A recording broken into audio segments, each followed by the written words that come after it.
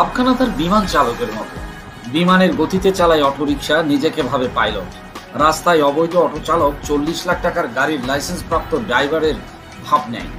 এগুলো খুবই বিরক্তিকর কারণ হয়ে দাঁড়িয়েছে।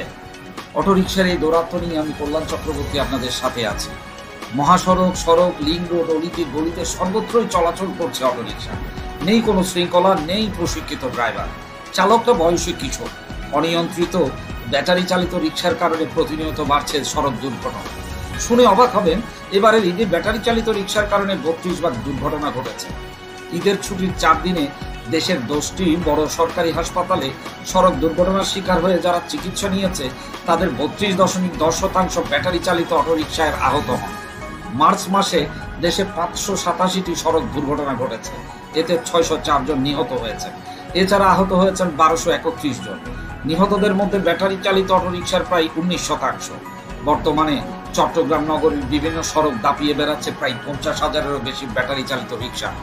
চট্টগ্রাম মেট্রোপলিটন পুলিশ সিএমপির 4টি ট্রাফিক জোন সূত্রে জানা যায়, গত 22 দিনে চট্টগ্রামে ব্যাটারি চালিত রিকশা জব্দ ও ডাম্পিং হয়েছে 2896। অভিযানের বিষয়ে চট্টগ্রাম জেলা প্রশাসনের নির্বাহী ম্যাজিস্ট্রেট মোহাম্মদ মইনুল হাসান বলেন, আমরা নগরের বেশ কিছু স্থানে অভিযান পরিচালনা করে ব্যাটারির রিকশাকে জরিমানা করেছি। পাশাপাশি চার্জিং স্টেশনের মালিকদের সতর্ক করে বিদ্যুৎ সংযোগ বিচ্ছিন্ন করেছি। সামনে থেকে আমাদের এই অভিযান আরো বড় পরিসরে হবে এবং এই অভিযান অব্যাহত থাকবে। বর্তমানে হোটেল শ্রমিক, গার্মেন্টস শ্রমিক, ছোটখাটো চাকরিজীবী সহজলভ্য হিসেবে শুরু করে অটোরিকশা চালানো। নেই কোনো ড্রাইভিং লাইসেন্স, নেই কোনো প্রশিক্ষণ, নেই কোনো নিয়ম মানা, তাদের নেই কোনো শৃঙ্খলাবোধ।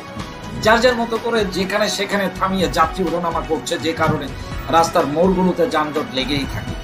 অদক্ষ, অনভিজ্ঞ ড্রাইভার, একটি স্থানে প্রয়োজনের চেয়ে অটোরিকশার উপস্থিতি বেশি, এলোমেলো চলাচল, হঠাৎ ঘুরে নেওয়া, রোড মার্ক না বুঝে ওভারটেক করা, সড়কের সাংকেতিক চিহ্ন না মানা, দ্রুত গতিতে চলাচল, আইন ও নিয়ম শৃঙ্খলা সম্পর্কে ধারণা না থাকার কারণে দুর্ঘটনা বাড়ছেই তো বাড়ছে। বিশেষ করে পথচারীরা জীবনের ঝুঁকি নিয়ে রাস্তায় চলাচল করছে। তাই ঝুঁকি এড়াতে এখনই অটোরিকশার নিয়ন্ত্রণ দরকার। দেখা হবে অন্য ভিডিওতে। ধন্যবাদ সকলকে।